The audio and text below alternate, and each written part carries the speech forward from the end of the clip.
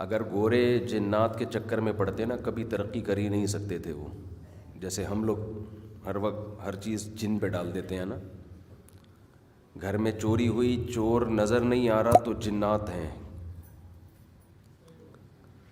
اس سے چور کو بڑا فائدہ ہوتا ہے.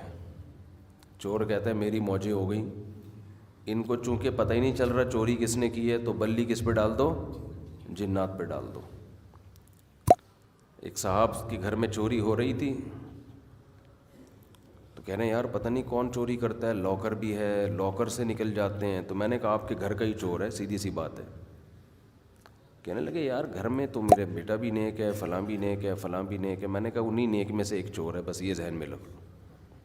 کہہ رہے نہیں میں نے معلومات کروائی ہیں, کسی نے کچھ کیا ہوا ہے, کوئی چور, کوئی جن ون کا چکر ہے. میں نے کہا خفیہ کیمرہ لگاؤ بتائے بغیر.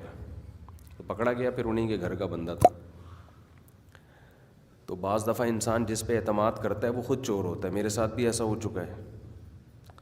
میرے گھر میں چوریاں شروع ہو گئیں, میں پریشان یار. اور میں جن ون کے چکر میں نہیں گیا کہ جن نے کیا ہے, لیکن گھر میں اب مجھے اپنے گھر والوں پر اتنا تو اطمینان ہے کہ الحمدللہ چور نہیں ہے. لیکن انسان کو وسوسے پیدا ہونا شروع ہو جاتے ہیں کہ یار یہ ہو کیا رہا ہے. تو رمضان میں تراویح میں جب یہاں پڑھاتا تو گھر والے بھی گھر پہ نہیں تھے. تو مجھے یہ تھا کہ میں تراویح یہاں پڑھاؤں گا, اس دوران چوری کا خطرہ زیادہ ہے. کیونکہ جب میں تراویح میں ہوتا ہوں تو چور کو پتہ ہے 20 رکعت سے پہلے اور بیان سے پہلے یہ تو گھر پہ آئیں گے نہیں, اور گھر میں گھر والے بھی نہیں ہیں.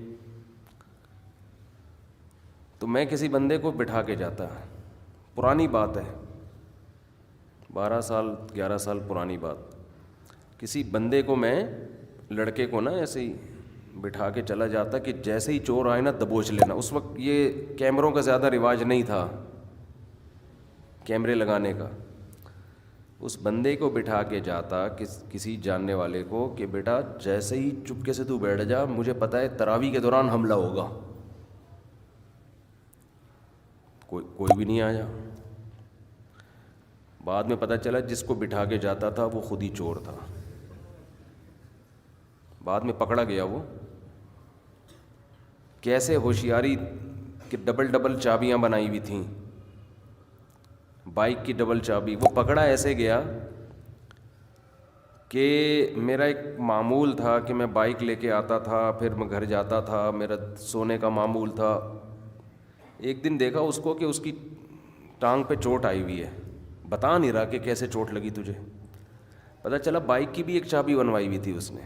وہ چھپڑ میں لے کے گیا کہ ٹکرا گیا.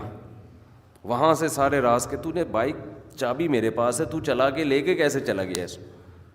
چور بہرحال بالآخر پکڑا جاتا ہے. یہ میں آپ کو طریقے بتا رہا ہوں, چوری کے بھی, چور کو پکڑنے کے بھی. اگر کوئی چور کو پکڑنا چاہتا ہے تو اس کا بھی میں یعنی یہ تجربہ آپ کو بتا رہا ہوں, اور اگر کوئی چور بننا چاہتا ہے تو اس کے لیے بھی بہترین طریقہ میں نے آپ کو بتا دیا. ٹھیک ہے نا, کہ چابیاں بنوا لو, چابیاں بنوا لو اور پتہ ہی نہیں چلے گا کسی کو. اور کسی روحانی عامل سے بھی رابطہ کر لو چوری کرنے کے ساتھ ساتھ. اس روحانی عامل کو بتا دو, محلے کے کوئی ٹوپی ڈرامے کو, کہ جب آپ کے پاس آئیں تو آپ بتا دینا کہ جی جنات ہیں تمہارے گھر میں. بلکہ روحانی عامل کو خریدنے کی ضرورت ہی نہیں ہے, وہ ویسے ہی یہی بتائے گا کہ تمہارے گھر میں جنات. یہ بیان شروع ہو گیا ہے, بس اسی طرح ہی ہوتا ہے بیان.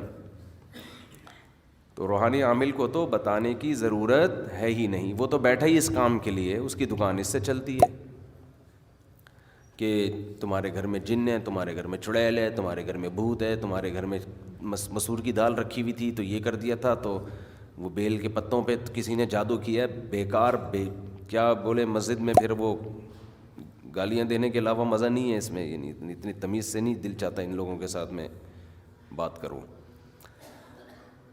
تو خیر,